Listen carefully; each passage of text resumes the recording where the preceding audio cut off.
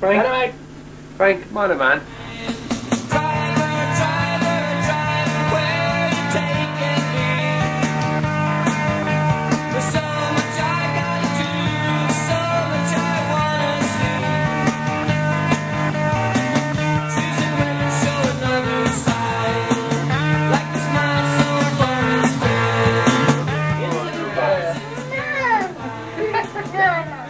Can I Be Frank is all about capturing real, authentic, unedited conversation.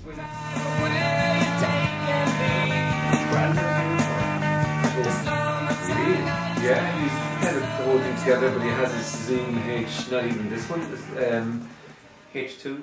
H2 or H3, and he has a couple of those paddings, and then he has, he does it in the corner with all the paddings, and then he has the blanket behind. Yeah. Well, I'd have access to radio studios, so I could just use those, you know? Yeah, you could, yeah. It's an interesting one, and I mean, you have the portfolio there already. Absolutely. So, yeah. Cheers, buddy. Cheers, indeed.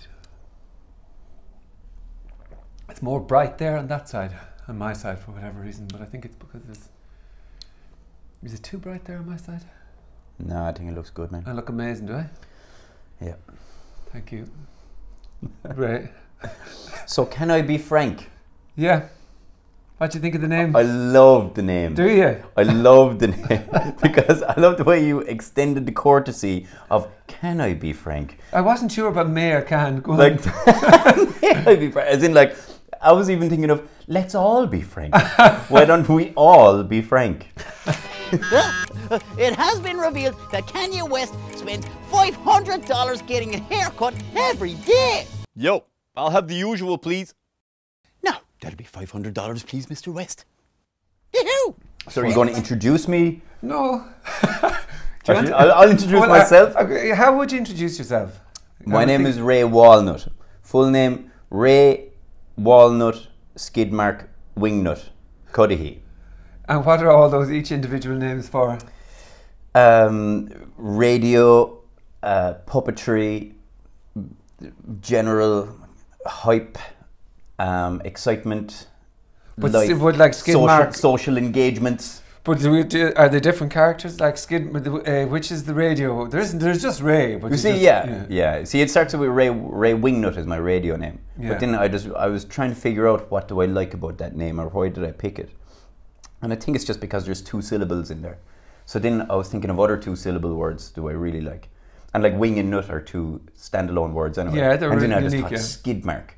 Like Skidmark is really funny. Oh, I go Skidmark or Skidmarks. I don't know, I go straight to the trousers, like. Yeah, I know, but that's, I think that's hilarious, you know what I mean? I just thought like Skidmarks it's not a pretty sight though. They're not, you know what I mean? They're never a welcome sight. No, they're never a welcome sight. Happy to see a Skidmark. In the corner, you're never happy to see a skid mark there in the corner as you walk over. So hopefully somebody else will pick it up. Like, or like, yeah, exactly. Yeah. Or like, hope nobody ever sees my skid marks. You know what I mean? Yeah, exactly. Yeah. Not in the first year, anyway. Then it's grand, like, and then once you have kids, it's you know. Yeah, skid marks are part of life. Yeah, totally. Yeah. So I just like the word. And then walnut. Walnut is, well, yeah. Somebody got my name wrong one time. Genuinely, and just said one of my favorite phrases of all time.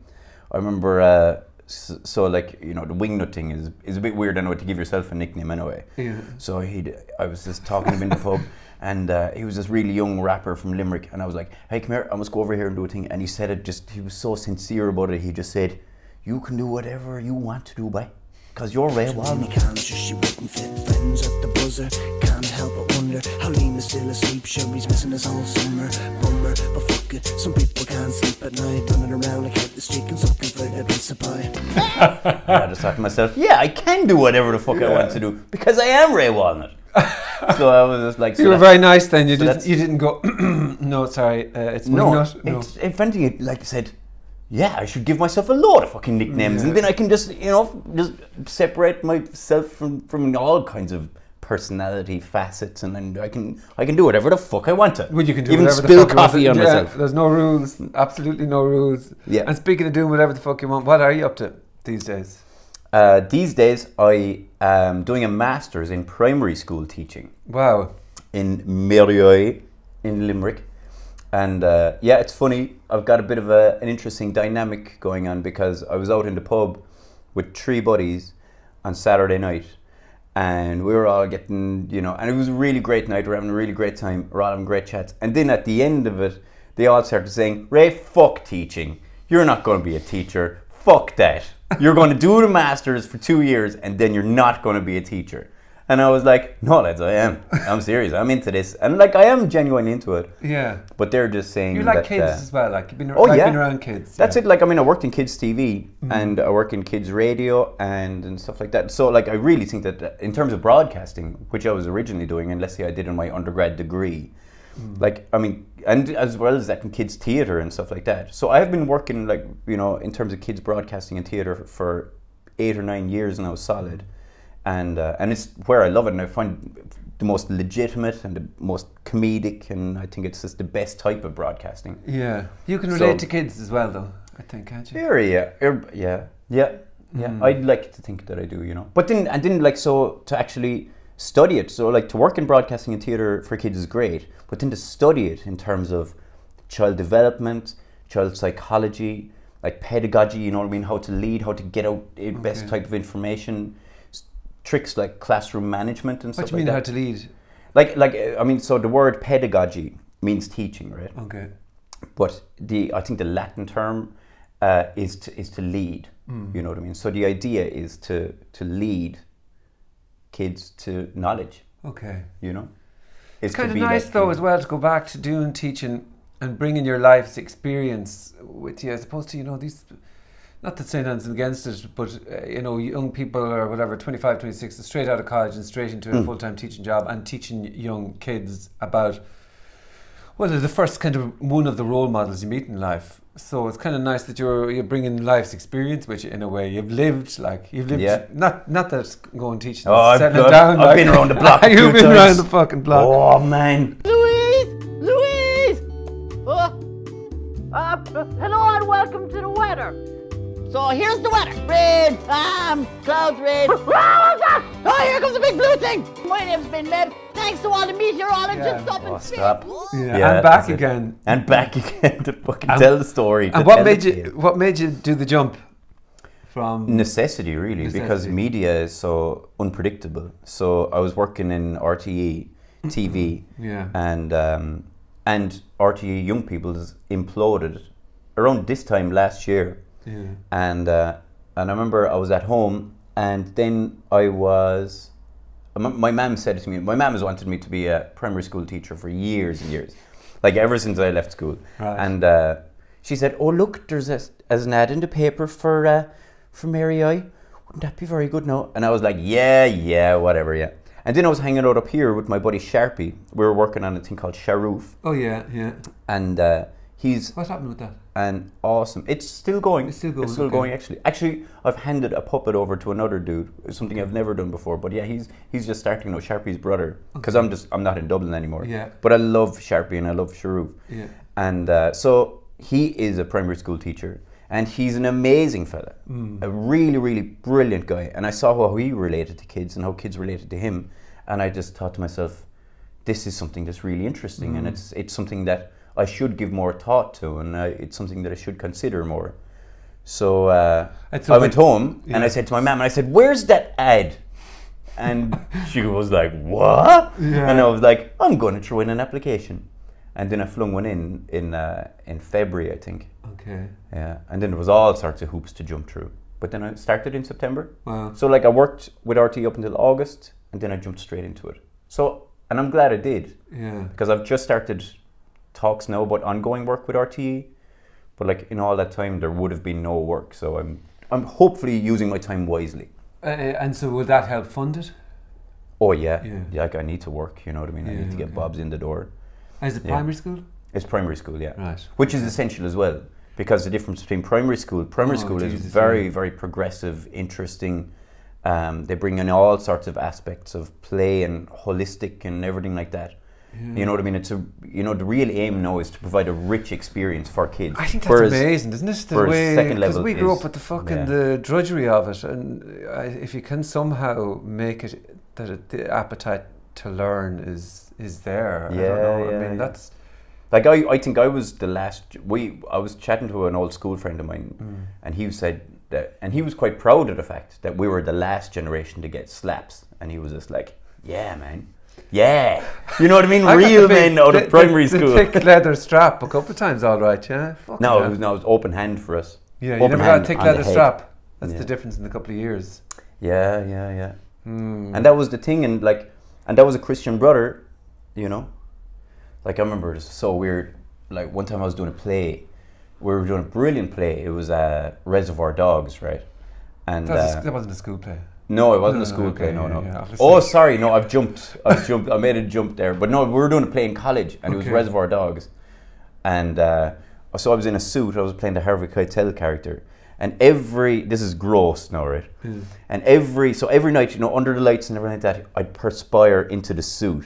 And then I remember I was like, there was a smell on the suit, and I was just like, this smell of like 5-day-old sweat in a row really reminds me of something. Oh, I smell like a Christian brother, because he was that guy in the suit with the awfulness and everything. I was just like, I smell like a Christian brother because I've been wearing this suit for like 2 weeks in rehearsals and like 5 nights on stage under lights, jumping around, going ape shit. None of these memories are pleasant, you know what I mean? But no, it was hopefully my life experience, like you say, and my experience of Sharpie and contemporary primary school teaching that made me want to jump in as well. But so you're saying it came from a necessity sort of thing, but do you want to talk about RTE? Sure, I'll talk about RTE. I'm not the RTE secret producer, which I've been accused of many times. I didn't think it was you. For some reason, I pictured to be a 55, 56-year-old female. For some reason. Really? Yeah, it's quite specific, isn't it? Got the demo down. I hear the kind of softness. I don't think she's able for it almost, what she's doing now, but maybe a bit younger than that, because I've even put herself on Twitter. But whoever it is, I don't feel they're quite able for the impact of it. They were doing probably out of total. Do you know who it is? Not a clue, no. I wouldn't be asking you, but I was just wanting to know, do you know? No, I genuinely don't have a clue. I wouldn't even remotely think, like, I wouldn't even guess really about. Well, I had one guy in mind, alright, that I thought it might be. Yeah. But then I thought, maybe not, no. But I was at the, like, I met a guy from school, actually going back to the school thing, that I hadn't seen in about 15 years, and he comes up to me at the meat counter in Super Value in Mallow and just goes, "Hi Ray, are you the RTE secret producer?" And I was like, "Hi Dave, how's it going? Good to see you, mate." I was like, where did that come out of? Like, and tell me then, how do you feel about it? How do you feel about, obviously they closed the kids department at the time, and they basically give you your notice? I was really pissed off at the time, and it was interesting because there was a lot of, like, there was a real power play and a real kind of discussion that went on. But it was like, unfortunately, with the reality of kids' TV nowadays, that the discussion was going on between adults. You know, kids definitely weren't part of it, and they probably never are in terms of policy making. But it was messed up. I was in the mix with Bosco. Bosco was on the rampage, was probably the most vocal person, and none of the protests would have mattered if it wasn't for Bosco. So Bosco got onto me, and then all of a sudden I became kind of a soapbox guy, and then it was the unions got involved, and they were just like, okay, you and Bosco need to shut up now, and we're going to start fighting a battle. But then they didn't do anything. They didn't do anything. They really kind of let the side down. And there's that whole fucking politics thing. I imagine that even being seen to be a protester or something, then you're almost written off, are you? Was there a bit of that? I don't know. See, I don't think people upstairs in RT were paying attention to me, because I'm the puppeteer. I'm never seen on screen. Yeah. I'm a nobody to them. I'd walk past them in the corridor and they wouldn't know who I am. I don't think. Maybe they're just like, that jerk.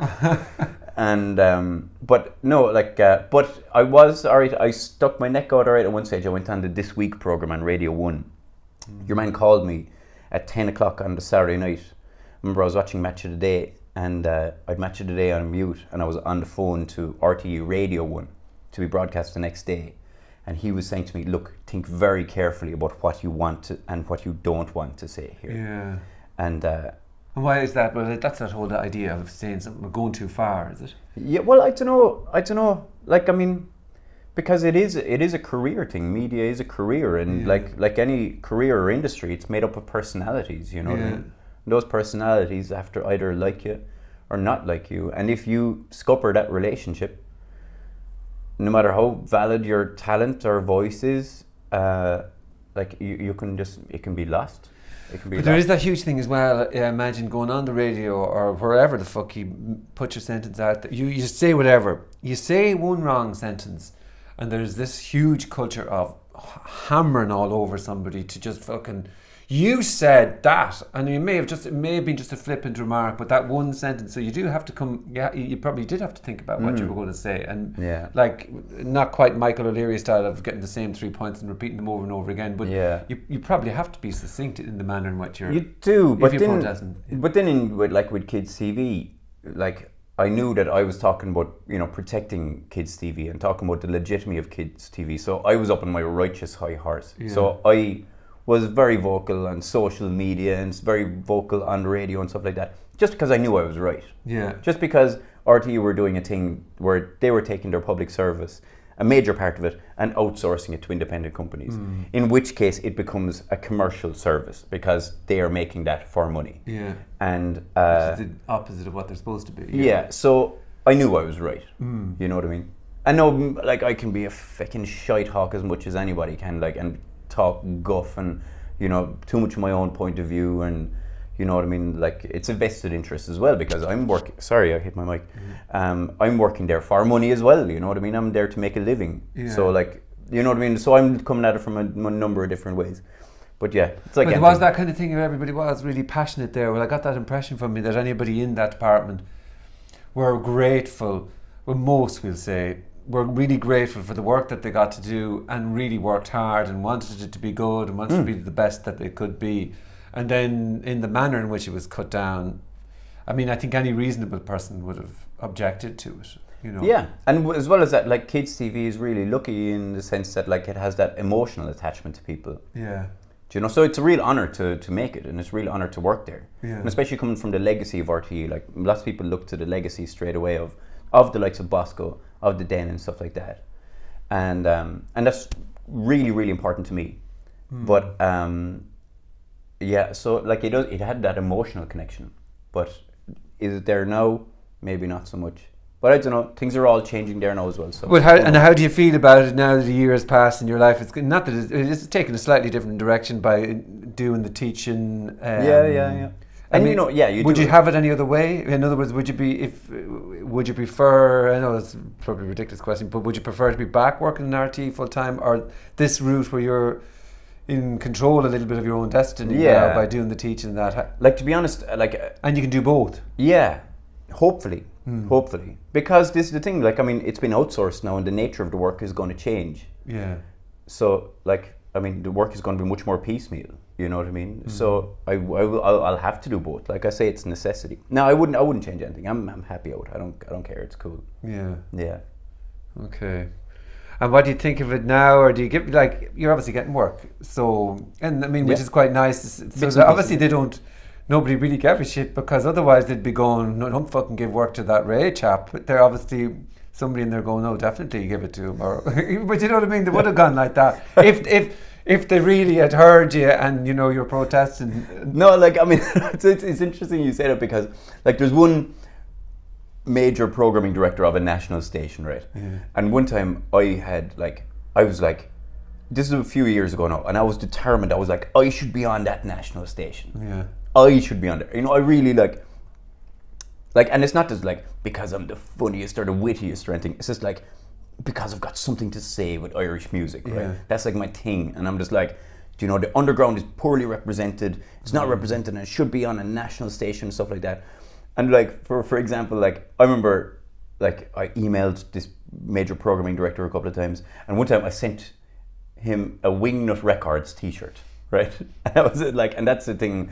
Like, it's the most ridiculous looking thing ever. Yeah. Like, on this T-shirt is Fidel Castro in a spacesuit, and his name is Astro Castro, right? And where does that come from? He just has Wingnut Records here. It comes from an old school buddy of mine as well, who just drew it one day, and I said, I'm going to put it on a T-shirt. Can you write Wingnut Records on that somehow? Yeah. So, like, I remember then another friend of mine was meeting with this guy, and I was like, can you ask him for the crack? Has he ever even heard of Ray Wingnut? And she says, oh, I asked him, yeah. He just goes, oh yeah, that guy. You know what I mean? That was it. So yeah, like that was it. You know what I mean? So then, like, I often think now, like, so let's say I'd often like be in this similar circles to him now, and I know that some of the people who work around him are just like, oh, that's Ray Wingnut. He's got something to say. He's an interesting guy. But I'm often wondering, is it because I sent him that T-shirt all those years ago? Well, that, I mean, that goes back to that media game being full of people. Well, it got his attention probably. I mean, you can't avoid it. Yeah, but like, would they be, oh, maybe we should ask Ray Wingnut if he's, and he'd be like, fuck that guy. No way. And thanks a million for being here, and yeah, let's do it. Excellent. Let's get cracking.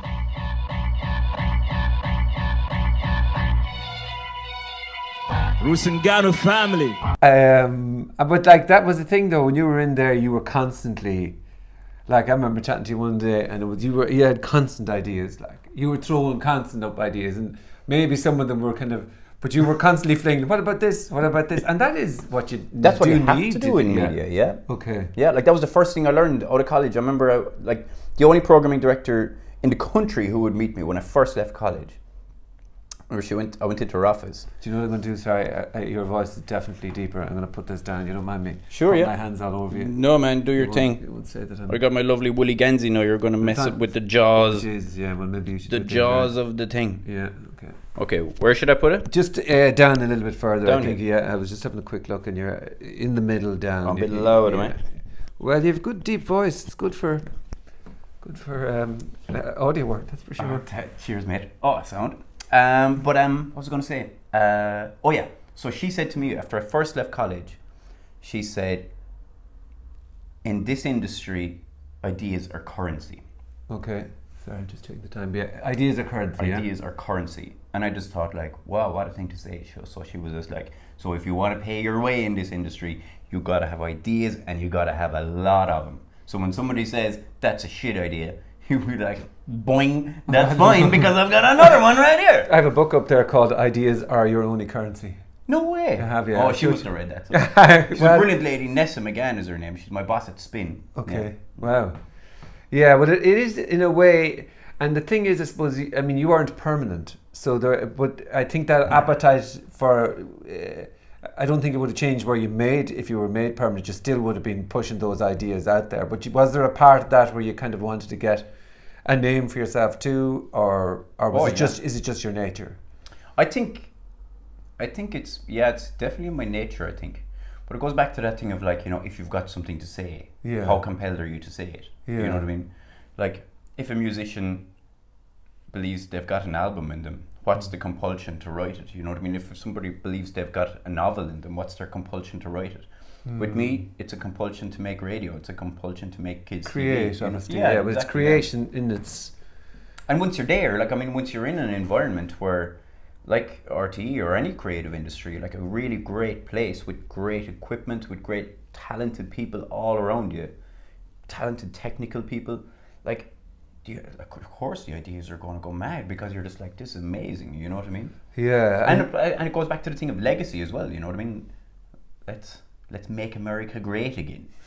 You know? That's a wonderful leap there now that I have to try and get my head around. That's one of those. Okay, I'm not jumping with you there totally. Just give me a second. And Let's build a wall. Oh yeah. Now I know what you're saying to me. You know what, but you know what I mean though. Like, it's the whole idea of it's, I don't know, like it goes back to the thing of legacy. Great Kids TV, Bosco, Zig and Zag, The Dane, Dustin. You know, I was in the privileged Stuff position that of being his memory, emotional memories for us, I suppose. And then I think that's what puppets do. Puppets have an existence in people's imagination. You know what I mean?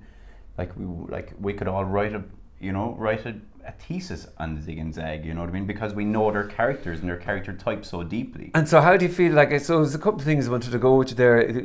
How do you feel about that? Like, when you mentioned your passion for the underground music, right? And obviously trying to get that out there in a world where people don't pay for music and where the TV people are telling you, look, that's great, but that's not going to pay the bills. And then, you know, they come down and you're a master puppeteer, but in a world where kids have got unbelievable devices, they've got fucking the best video games, trying to how does it feel? You know, are they going to embrace that now? But I know when kids get it in a live scenario, they do. They're captivated.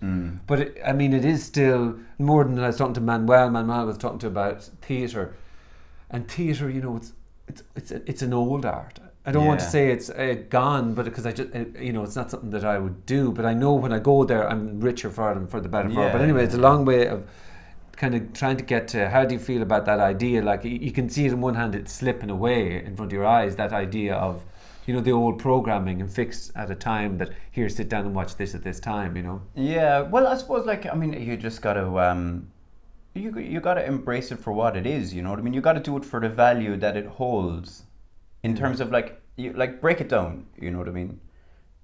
You know what I mean? What is radio? Radio is like, it's somebody telling you a story. It's me talking to you right now. Imagine if there was no camera there, there was no microphone there, we'd still be chatting. Yeah, you know what I mean? Hammering it out. We'd be still, you know, having a conversation. Yeah.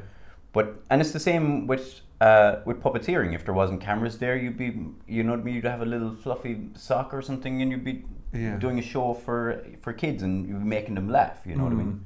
You do like creative things because they make, hopefully they make the world better. You know what I mean? Or they bring improvement to people's lives, and they change somebody's day, and you can improve it. And in terms of broadcasting, that's the ideal.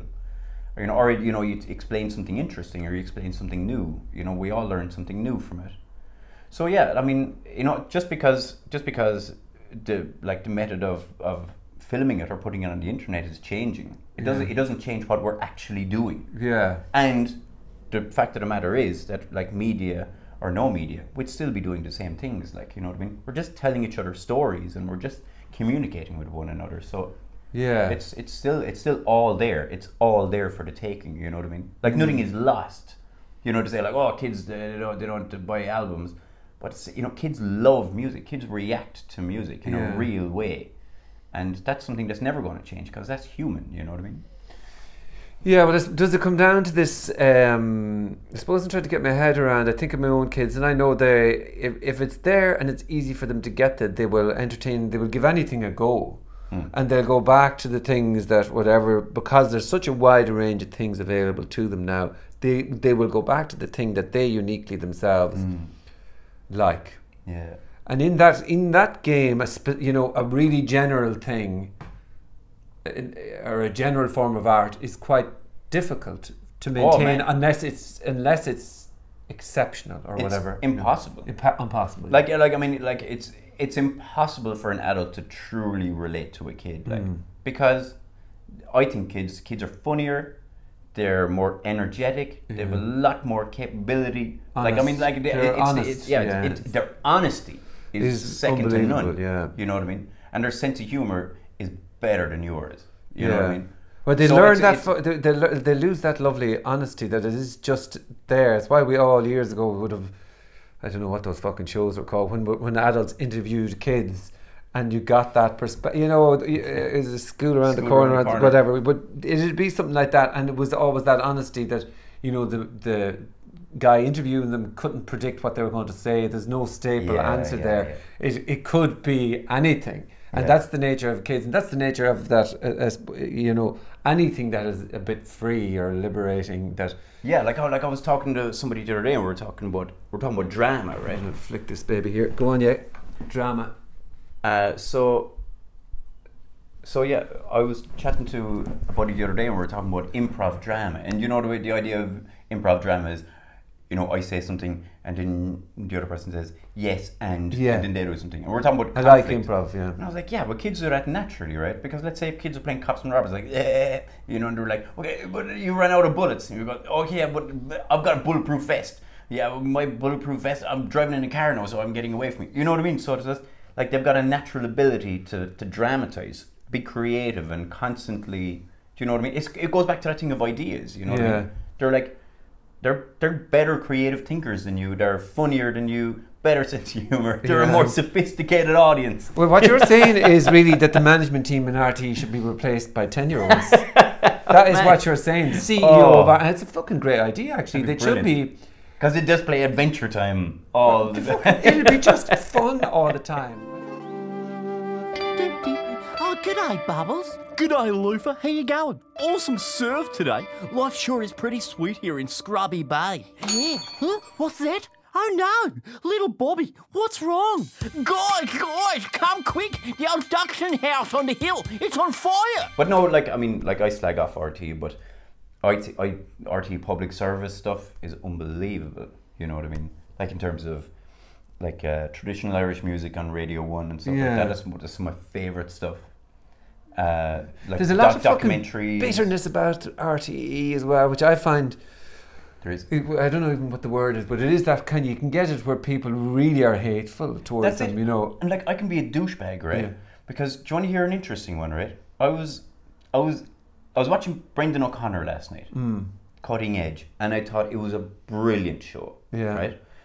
And I was writing. This is why I'm a douchebag now, right? So I was writing a tweet, and I get a phone call in the middle of writing the tweet, right? So I'm like, oh, so I answer the phone call. And it's my lady, right? Yeah. And she was like, hey, what are you doing? Shout out. Shout out to Holly Bell. And Holly Bell? Yeah. You're a nice name. And so... How are you, Holly Bell? And she was like, oh, so what are you doing? And I was like, oh, I was just tweeting, actually. Right? And she was like, all right, anything interesting? And I was like, I was just tweeting that, like, I was like, Brendan O'Connor is class. He fucking leaves Tubbs and Darcy in the dust, right? And she was like, oh, you're so mean. And I was like, that's a compliment. God, you're right, you're right, I am mean. What do you mean? Did mean to the other two? To the other two. Yeah. And I was like, but I'm trying to say how awesome he is. Like, she was like, yeah, but you know, you could say that in so much nicer way. I was like, you're right. I am being a douchebag. And like, I think that goes back to the whole thing of like, you know, you're tweeting in a private space, but yeah, this is class. Yeah. Well, that whole thing. If you share it with somebody, they're just like, oh, wait. What about the empathy for other people that you seem to have lost? That's the thing about Ryan Tubridy and whoever else. Like, if you were to, in a way, in my mind, RTE is an organisation trying to survive in a dying medium. Yeah. So and like they've cutbacks across the board. Like. And they have to. And I suppose like even the likes of the Late comes with all that heritage that it's impossible for somebody like your man. He's just a dude trying to make a show, but he has all that restrictions of what it was, so he still has to he's trying to put his own stamp in it, but is it, there's a little bit of him in it, but he still has to follow the order and the routine of it. So I would think that's kind of difficult. And your man, like, what's his name, Pat Kenny, was fucking, it tries to drive me crazy, except when he did, the only time he was good was when he did the serious. When he did, when there was a real problem going on and somebody had a big opinion here and somebody else had a big opinion here and he could mediate, then he was fucking in his element. Affairs, like. That's current affairs, like. Yeah, but in terms of emotional intelligence, it just totally fucking lacked, or any sort of ability to be able to put somebody at their ease. But then you got Brendan O'Connor seems to have a bit of a way where he can get into the weeds, or he's able to have that conversation and it free flows and react. Yeah, and he's intelligent. Yeah. Because there is, I think with O'Connor, now we're really getting into nerdy stuff now, but like Brendan O'Connor, he definitely opens up that Cork-Dublin divide. Yeah. Or maybe that Dublin culture divide. Because I used to be down in RTE and some people used to say, oh God, Brendan O'Connor. Yeah. And I'd be like, yeah, he's class, isn't he? And they're just like, well, and I was, because if you look at even his physicality, sometimes he'd back up and like when he was doing that Saturday night show, and he'd be just sitting there and he'd be like, there'd be lots of this going on, but like what? Yeah. But you're why surely? And I'd be like, I love this. Yeah. Even the fact that he's saying like, but are we not talking shit here? Would you not just, and I'd be like, that's the Cork thing. Yeah. Whereas, I think the Dublin kind of showbiz slick style is always like. But then I bet you somebody in his ears was in his ear. Rein that in, Brendan. Be more this way. Don't be don't be Brendan. Can I be Brendan? You should have that show. Like. No, but I think the Cork critical and cynical faculties. Yeah. That was always his writing. That was always his writing and always his way. That bit of. Bitter fuckingness or cynicalness or whatever it was there. Not bitterness, the wrong word. He's the editor of the fucking Life magazine and the Sunday Independent. Worst thing in the world. Yeah, it's who's actually on who's on the front cover of that, and I see her and I just go, I can't fucking believe she's on the front cover again. And what's her name? She's the one with the 50 kids. Man, we're making fucking enemies here, like. I don't give a shit. But You know the one with the 50 kids? Miriam O'Callaghan. Miriam O'Callaghan. She's on it every... and I shouldn't give a shit. It's just that... Is that it, like? Is that all we've got, like? And that, in a way, is that safety fucking thing. It's why it doesn't expand out. We're a small country. Like. Yeah, we're a small country, but it takes time for anybody new, for anything new to develop, and it's given it that time and space to develop. You know what I mean? And in all of that... But sorry, yeah. It's interesting, actually, like... Or maybe not interesting, as the case may be, or this conversation goes, but like there'll never be another Marty Whelan. No. Will there? There probably will be another Miriam O'Callaghan. Will there? Like, you know what I mean? This thing of like, yeah, my job is a television presenter. Yeah. You know what I mean? Like Marty Whelan's job is to be a television. Like that doesn't, like, this generation is not going to have those. You know what I mean? No. And especially with the idea of like getting rid of young people's. You know what I mean? Like the closest thing you would have had, let's say, was. With anything, people under the age of 40, let's say, would have been Republic of Telly, and you know what I mean. I don't think those guys are going to be. You see, it's young people's content as opposed to young people's TV. They should not. There should be young people's content department in a national broadcaster. That's just the way it is now. The fact that it's outsourced, that's purely for them, I'm sure, a cost thing. That they can say, right, well, we'll have 10 suppliers. It's really business-like, but we'll have 10 suppliers now, and we'll beat them down in cost, and we'll get way more ideas. Let's just do it. Because we're moving from a small department here, cut out that cost, spend it here, and we'll get better ideas. In principle, I imagine that was the kind of the business logic behind it, but it still is not fair to all the human beings in there, you know. Not fair to kids, you know what I mean? Well, I think, you see, I do think if the focus had been content, and, and it's content, yeah. then everything would have been okay. But it's the idea, they shouldn't have said we're closing, or, you know, we're taking away emphasis. We're refocusing it to be to kids' content. And like, I've had conversations with the independents. Like, the best people in the country are independent of RTE. Yeah. Like, the most talented people in the country don't work for RTE. Yeah. And in terms of independent production companies, like, the conversations I've had with them have been fierce exciting. And they're just like, we should do this and we should do that. And we shouldn't do it like that. We should do it like that. And I'm like, class, yeah, brilliant. Yeah. You know? Yeah, you see, because the old guard is, here's what we have, and we're falling towards the fucking ground, and it's just, let's do safe, that at least we have, and so we have our 10 bankers that are not even bankers, really, like, it's... Yeah. Well, the same as radio, like, everything is just like, uh-oh, trouble, less people listening to radio, let's just, why don't we all just play the Coronas? Yeah. So then, so then we can all just get by. Yeah, and that's the, you see, but I suppose that's what everything's beige. But I think out of fucking that, we'd say contraction and expansion is a nice way to say it, but creative contractions, which it is kind of, traditional TV is contracting into that, whereas other things are expanding. Obviously the web is becoming this fucking it is a monstrosity. But for TV to survive and all that, like, I watched Gogglebox the last day, or last night. Show. I fucking couldn't believe that I liked it. I mean, I couldn't believe it. It's a fantastic show. But I think it's capturing that as best as is possible with a camera being there, that sort of authentic feel, isn't it? It is just people, and we're actually more interested now in what the whole celebrity culture is dying a fucking death. This known, and that we are more interested in watching a couple of lads. There's a couple of lads last night, and there was a mouse in the living room, and the two lads drinking the beer, watching fucking show. And I love the idea of that. That's fantastic. Yeah, it is. Like, it's so fucking simple. Yeah, I know the editor of that show, actually, and and she loves it as well. And it's brilliant. It's brilliant for her as an editor to work on a show that she can have, she can watch it, I can time this, or I can juxtapose that with that. And it's going to be really funny, you know what I mean? Or whenever they say something gas and then they cut to the ads, I'm just like, Aaron, you did it. But I was thinking there last night, you could almost have a Gogglebox about Gogglebox, because myself and you were talking, and you're looking at the characters going, those three lads are deadly. I'm not so sure about them now, and you are commenting and reacting to the individual people, and you want to know their reaction, and then you have the mammy with the two kids. But of course, that was the beauty. Remember, the Royal Family was like that as well. Remember the Royal Family? The BBC Two show. The BBC Two comedy show.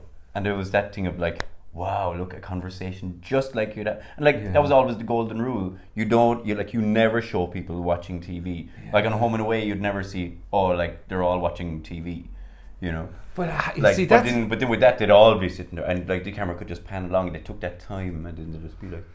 But for somebody to go ahead with doing that, like, I mean, because the thing that always stands out in my mind is, you know, the goodie and the cup of tea. Like the goodie and the cup of tea, you know, the way they'd have the tin. Which in every household, even in Ireland or England, you have the goodie tin, and our house was always empty. But you have the goodie tin, and you have the cup of tea, and them eating it. Now, I'd love to know how that got approved, because in any stretch of any imagination, there's nobody with a business brain or whatever who's going to go, no, that's a hit. Like that's definitely people are going to love that. That's the risk though you have to. I think BBC has always done that, you know, because like, and recently they're doing very interesting. Like they put live kids TV back on BBC Two. Okay, well. Like it's on CBBC, but it's also on BBC Two on a Saturday morning, and it's live. It's got puppets. It's got gunge falling on people, and no, I haven't seen it. But the fact that they're doing that, and they've got Top of the Pops coming back as well on a Friday night. Yeah. I think it's just called like That Friday Night Show or something like that. But it's interesting how like. You know, like, I mean, the rules, like, would say, kids don't watch TV, or music on TV doesn't work. You know, that, like, we're actively doubling back now. Yeah. You know, the conversation is going back to TV. Like, Brian Dobson left 6-1 yesterday, and everybody's tweeting, talking, blah, blah, blah, blah. It's national discussion. Yeah. And, like, I mean, like, we're talking about television. Something that we've been saying for the last 15 years is, like, television is over. Yeah. It's events. Though I think events will bring people together. There's so an event. It's like the cursed X Factor. My kids will watch X Factor, and they would like us all to sit around, I'm sure, on a Saturday night to watch the X Factor. Now that's not live, but it is actually, and it is an event, and it is like that Saturday morning show. The live feeling does give you that sort of, this is an event that I'm taking part in, and the appetite for that, I think, is still there. With that bit of freshness of the unedited sort of vibe, I think. Yeah. Spontaneous, yeah. Yeah, but it is a really interesting point though. I mean, like I said 10 minutes ago, that it's a dying medium, but it is and it isn't. I mean, it's like vinyl is dead, zero, gone forever, and comes back all brand new. You know, and people, it's an experience that people are willing to devote time to their vinyl and open it up. And so there is that thing with TV. Like I sat and watched Gogglebox. Now it was probably because there's nothing on Netflix or else like, I mean, or else like our use of the internet is going to flip completely around, and our use of the internet is going to flip back into, like, so let's say everybody watches Gogglebox to tweet about it or something like that. You know what I mean? Like our use of the internet has dictated us to go back to TV. You know what I mean? Like I mean, let's say X Factor. You know what I mean? You know, we all love watching X Factor and tweeting. And there's the interactive thing. You're getting both hits. But tell me this now: do you find like when you're just saying there about the way our use of the internet impacts maybe our TV, like I feel I just want to put down my phone. Like if I'm going on, I'm on a Facebook troll, there's some fucking serious dissatisfaction. It's not I was actually saying to somebody, it's almost like a porn troll. It's almost, you know, you get the news story, you're flicking down through and you find a half decent news story and you go, that's not bad now. I'll keep that one for later and see can I get a better news story, right? You're seeing the analogy, and then you go down, and you go, okay, I haven't found that, and I'll go back and read that one. And you know that's as good, but it's totally and utterly dissatisfying. See, I'd be the worst person ever to talk about web with you, because like I can break down my web habits to 6 sites. Okay. And like that's just boring shit, like theguardian.com, Reddit, Twitter, Facebook, and you know what I mean? I don't even use the apps, like, you know what I mean? I just go onto the log at the blah, blah, blah. Like my use of web is so You're not limited, you don't like. get lost on the phone. Like, Nah, no, but I'm still always on the fucking thing. Well, that's like. what I mean, though. But I'm saying, you see, even we won't go into it too much, but like Facebook is so intelligent now about what you like, and you click onto one video and it'll suck in with another few videos because it knows Ray likes this, this, and this, and they're studying everything you like, and they keep giving you more of what you like. I'm just saying, I suppose that experience, forget about it. It's not satisfying versus something that is more singular that engages you. Yeah. It's like the idea of a book. I don't think it'll ever die because there's something that captures you that no other medium can. And you feel fucking human again, like. Yeah, you feel human. Your brain isn't going. Like if you're watching TV with your kids, you're just like, you must be such a proud dad, like, 'cause you're just like, look at this family. You look at this family moment that we get to share watching fucking Simon Cowell. You know what I mean? Yeah, I suppose you're never going to sit around YouTube and watch fucking two of us talking on Can I Be Frank? No. With my kids, look at me there. Look what I said. No, forget what Ray said. What did I say? It was amazing. Well, actually, I do like. Obviously, the event of fucking. What's it called? The Late Late Toy Show, and you're there with your kids. It's an event, but the different reactions. My kids, well, one of my kids, Jack, dies with cringe when the Billy Barry fucking kids come on doing their singing, and I die with cringe as well, and I did as a kid too. But my other son, who loves that. But anyway, sorry. See, I don't have kids, so when the Billy Barrys come on, I'm just like, I can't watch this. This is just too weird for me. Like, you know. No, I can't stand it. I never could. I never liked it. No, I always hated it. Yeah, I always hated it. Oh, it's just but it's weird. Yeah, like I'm not into toy show. And people think I'm a freak. You know what I mean? But then, like, it's Halloween. I don't get dressed up for Halloween. Oh, I can't stand getting that. Yeah. But anyway, yeah, I digress. Yeah, anyway, right. Well, the answer is anyway that you can be frank. Thank you. Let's all be frank. Let's all be. You have a thought for the day, for people to take with them? I have my whole. No. I'm not so arrogant. How's it going? My name is Ray Wingnut and I am here with Sleaford Mods, Jason and Andrew. Lads, thanks a million for taking the time out. You're here on tour at the moment. And it's a lovely time to meet you because I think you're right in the middle of something crazy at the moment. You're very prolific at the moment. Do you feel like an inspired, kind of creatively charged couple of lads at the moment? Not really, no.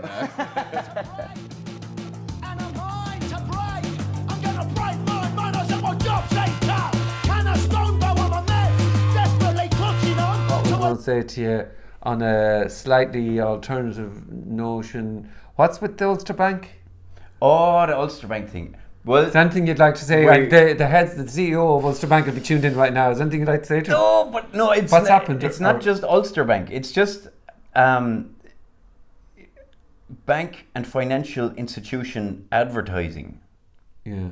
Everything is, we're going back to basics. Yeah. And there's a little puppet or a stop motion sheep jumping over a fence or something. Yeah. And at Ulster Bank, we like to for all, and or like you're holding a baby, like it's for her future or something like that. I'm just like, financial institutions selling financial products is always just like this heartstring, like ukulele playing jiggy jing jing jiggy jing. Yeah. Oh man, sure, I know all about that. Really. And it makes me furious.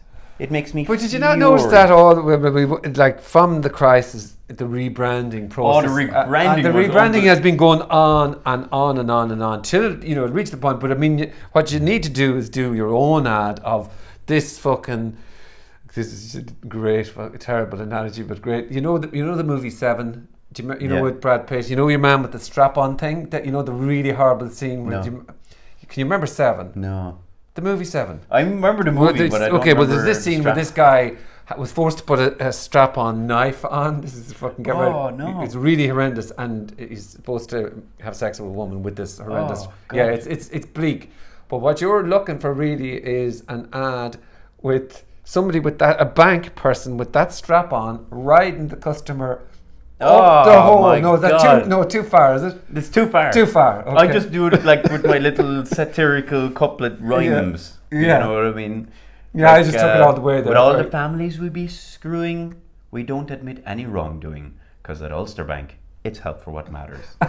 And like, I just think it's so. Well, you need to piece all those together for like a rap, like, don't cynical, like. Is there a rap there that you can do? You can piece all those tweets together into one rap against the banks. But my buddy, she compartmentalized it nicely for me, because she was just like, what's bugging you about the fucking bank ads, man?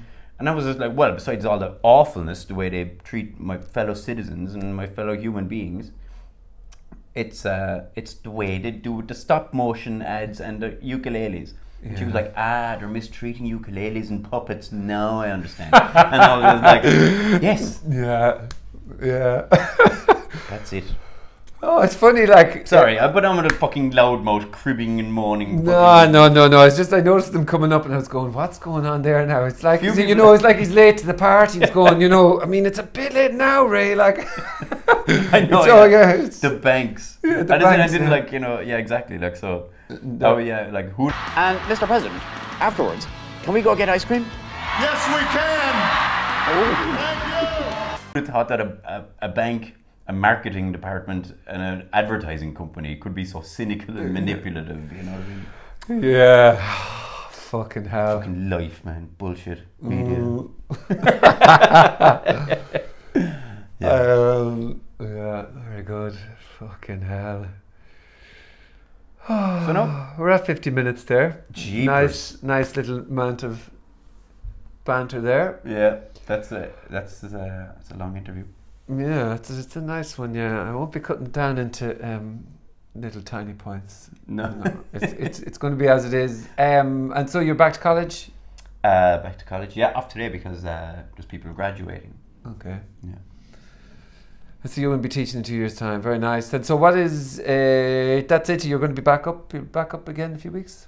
Back up again in a few weeks, yeah. Hopefully going to do a recording session with Jinx Lennon. I love Jinx Lennon. Brilliant musician from Dundalk. Do you know him? Man, sure, I don't know fucking anything with music now these days. Oh, he's a fucking cool bastard. He's amazing. Really. The music scene is that good, is it, in Ireland? Oh, it's immense. It's brilliant. You'll never get to the bottom of it. There's always more and more. There's a load of really cool radio projects now that are planned, and it's all just with underground stuff, like, and it's just, it's fascinating. So every Sunday morning you're still... Every Sunday morning from 9:45. And the spin, what's it? Ray Wingnut on spin. Yeah, so you just have to turn on the radio. Yeah, that old But you can get it digitally anyway, can you? You can. Yeah, you can, yeah. Okay. Yeah. When you put up your... I always see your little puppet thing on a Sunday morning you put up... you need to put a link there for me. Make it easy so I'll be able to just click into that link. No, it shouldn't be easy. Why? There should be a journey. Just like fucking when you like go back to the fucking 80s and all that. Like when you had a favourite band and you always went to the shop every week and you said, do you have it now? And they said no. And you're like, oh shit. And when you got it, you liked it. There has to be a journey. Yeah, I suppose. It's not just... Instant. The journey makes it worthwhile then. Journey does make some things worthwhile, yeah. Maybe not your radio show. Oh, wait, the fuck did I turn that on? Oh no, it's there, and I go, oh, will that work now on my phone? No, I just know that if it was there, I definitely would just click in. I know, man. I'm like, I don't work in a marketing department. And nor do I anymore, thankfully. Anyway, thank you very... That should be the interview, man. We should switch roles. Oh, I'm happy for that, yeah. Can I be frank? Yeah, and you can, yeah. Thank you very much. No bother. My pleasure. Great stuff, Franco. I enjoyed that. Really enjoyable. You knew what you were getting. I was going to keep talking and talking and talking. What's that? I talk all fucking day, like. Hi, if you like the conversation that I just had and you'd like more, please hit the subscribe button. Thank you. Frank, man.